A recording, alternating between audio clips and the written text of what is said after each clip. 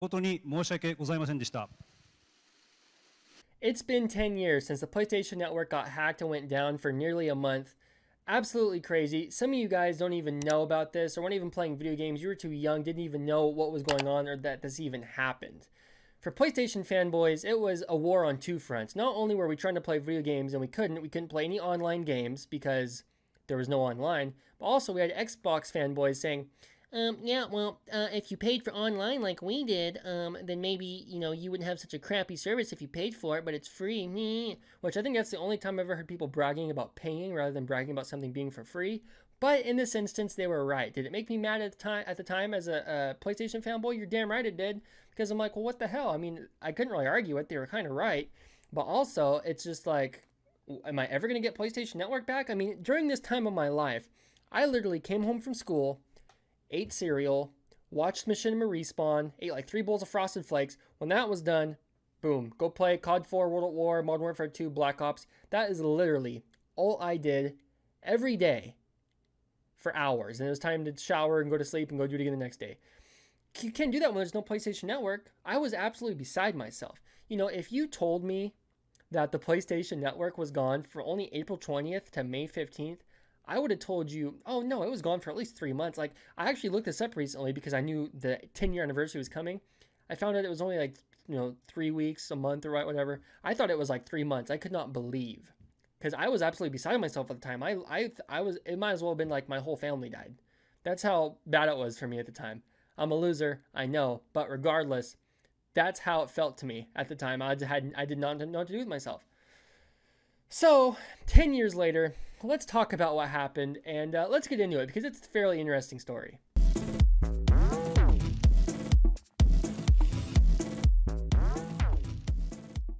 So I'm going to kind of skim over an article written a year after the PlayStation Network outage by one of my favorite personalities in gaming, Colin Moriarty. He used to work for IGN, and he says 1 year later, reflecting on the Great PSN outage. Basically, he goes over that in early 2010, Sony removed Linux support from the PlayStation, and that infuriated a tiny subsection of PlayStation users who utilized PS3's previous open third-party operating system functionality. When George Hotz successfully jailbroke the PS3 in January 2011 and was subsequently sued by Sony, the stage was effectively set for a showdown with hackers. Things began innocuously enough. Hacker group Anonymous launched Operation Sony in April, firing denial-of-service attacks against Sony-owned websites, but things appeared to die down when Sony and Hotz settled Sony's lawsuit. But the settlement was just the beginning. Sometime between April 16th and 17th, hackers delved into Sony's PlayStation Network and Sony's online entertainment servers, stealing personal user data and compromising credit card information en masse. Sony's first detected that something was wrong days later on April 19th and didn't pull PSN down until a year ago today, which would have been April 20th, 2011. Fast forward a little bit. On May 15th, the PSN was coming back online, complete with a meaty new firmware update. The PSN outage reportedly cost Sony $171 million, but was all well once more. Then again, it left an indelible and unforgettable scar on Sony's signature online service. So we're going to stop there. Anonymous, which is funny because Anonymous back in the day was like this hacker group that would stand up for everybody and they were the men, they were great. Well, Tyler at 14 years old didn't really care about that. I just wanted to play video games. So I was like, I knew who Anonymous was and I knew, they would stand up for whatever. But Tyler at 14 was not very happy. And Tyler just wanted to play video games. And basically, it seems as if Sony kind of brought it on themselves. But that's the whole history of what happened. Basically, Anonymous felt like Sony was screwing over people that wanted to use Linux. And they hacked the PlayStation's network. And I kind of felt like it was a little BS that they decided to give out all the credit card information. But the funny thing is, they could. So why not? I mean, if you look at it from Sony's standpoint, why do they not have all this stuff locked down and secured? How is it that easy for some hackers to just get in there and stop everything? 10 days after the PSN was taken offline, there was a press conference in which Kaz Hirai, the CEO at the time, and other executives stood in front of an audience and just bowed for like 10 seconds. And then they actually came out and said that the vulnerability within the PlayStation Network that allowed it to be hacked and allowed all the credit cards to be stolen was a known vulnerability. I would like to think if it was a known vulnerability, they were like in the process of trying to fix it, and then they were just too little too late because then they got hacked anyways. I would like to think they were in the process of fixing it. Maybe they were just like hoping nobody would hack them, or they just thought, oh, it'll never happen to us. Well, they were wrong, and it did. 4 years later in 2015, Sony gave out some free stuff as compensation for the absolute train wreck that happened 4 years ago. And what they gave out was a free PS3 theme, 3 months of PlayStation Plus only to new subscribers. So I guess if you're a current subscriber, you don't get the 3 months. I don't really know how that works. And a downloadable code for one of the games listed here, which would have been Dead Nation, Infamous, Little Big Planet, Super Stardust HD, Rain, Puppeteer, Invisimals, Lost Kingdom, God of War HD, Siphon Filter, Dark Mirror, Little Big Planet, Mod Nation Racers, Patapon 3, and Wipeout Pure. To be clear, it was one of these. So you couldn't get a PS3 game and a PSP game. It was just a PS3 game or a PSP game, which is kind of a little... Why can't you... Like, as far as I'm concerned, we should have had all this stuff for free, right? That seems right to me. I mean, I guess they gave us free stuff, but I mean... If your credit card information got stolen, if mom and dad's credit card information got stolen and somebody went and spent $10,000 on it, I mean, you probably would get that money back. But, like, is all of that worth it if you got Little Big Planet for free? Probably not.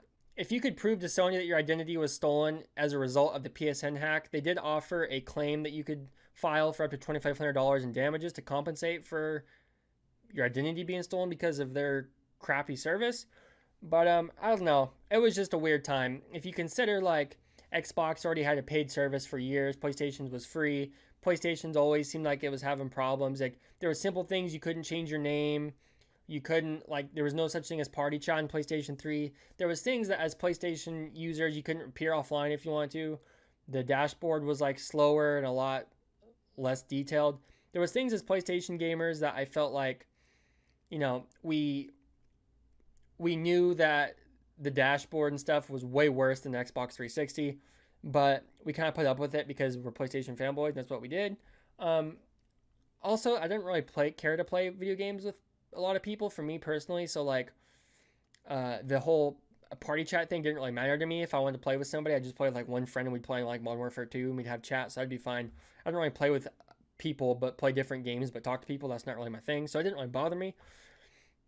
But what's funny is, like, this kind of was the first moment where I had to swallow my pride as a PlayStation gamer and was like, yeah, Xbox won this one. So what's funny is that when this came back online, I was actually at a carnival, like a local town carnival that happens every year. And so it came back online May 15th. So it was a 23-day outage and 24 days, somewhere around there. And when it came back online, I got home from this carnival. It was a Sunday night. And basically, the screen you see behind me right here, the screen you see behind me, I pretty much was trying to sign in like 3 times a day at least. When I got home from school, I tried a little bit later. I tried a little bit later after that. I was constantly trying to sign into the PlayStation Network. And when I finally, I got home from the carnival, it was probably like 9, 10 at night. I was tired, ready to go to bed. I signed in and it worked. And my heart, I think, skipped like 10 beats. I might have had a stroke that day, actually. But I could not believe the PlayStation Network was back on. And I had to go to school and wake up early the next day and I could play video games. I didn't cry, but I wanted to cry because I was waiting for so long. And then I was like, man, forget the carnival, forget hanging out with my friends from school. I would have rather stayed home and played Modern Warfare 2. Again, I'm a loser. I know. So that's my history with the PlayStation Network outage. That is the PlayStation Network outage as a whole. The Great PSN Outage of 2011. 10 years ago, to this day, PlayStation Network was out, and I did not know what to do with myself. I probably went back and played like Tony Hawk's Underground and SmackDown Here Comes the Pain. That'd be my guess. But I want to know in the comments down below, what were your experiences with the PSN outage? How did you feel about the PSN outage? Did you experience it? Were you an Xbox gamer and you're, rubbing it, stabbing it, and twisting it in the gut of PlayStation gamers? Or were you a PlayStation Network gamer like me and you're absolutely disgusted, beside yourself, and you had no clue what to do, and you pretty much hated your life? Which side did you fall on? Or were you a PC master race and you didn't care? I want to know. I'm curious. As always, if you guys enjoyed the video, make sure you give it a like, leave a comment, but really leave a comment this time because I really want to know what your experiences were with the PSN outage. It's like really funny to me. It's a funny time to look back on. And subscribe if you're new here to Tap Plays Games. I'm Tap, I Play Games. Thank you guys so much for watching. I'll talk to you in the next video.